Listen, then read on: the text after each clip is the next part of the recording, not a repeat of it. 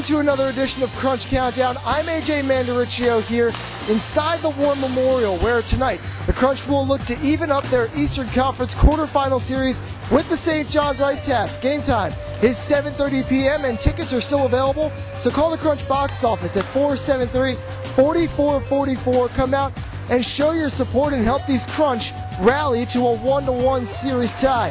Last night, the Calder Cup playoffs came home for the first time in 4 seasons, and the Crunch fell to the Ice Caps 3-2 here on home ice.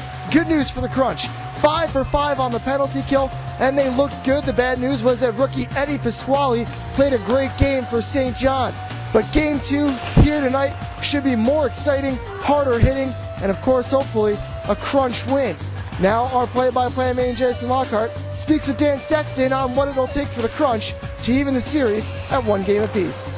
Joined by the Supercuts player interview, Dan Sexton. Dan, despite the result last night, were you happy with the overall effort you guys had? Yeah, absolutely. I think we played better last night than we did a lot of the games towards the end of the stretch in the regular season that we ended up winning those games. And it was just a matter of bounces. The bounces have gotten our way to get into the playoffs, which is great.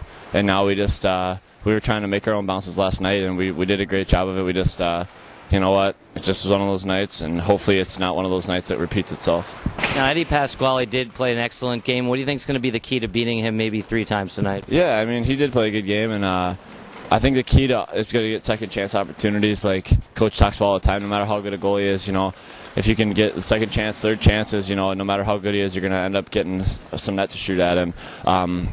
I mean, that's really what we're going to be going for, and you know, it did take some, you know, we had to do all we could just to get 2, but tonight we're hoping to get, you know, at least that, if not more, and just play the same way and let the results speak for themselves. But tonight is kind of do or die, so it is more about, you know, you can't really rely on moral victories. We need to get a real one tonight.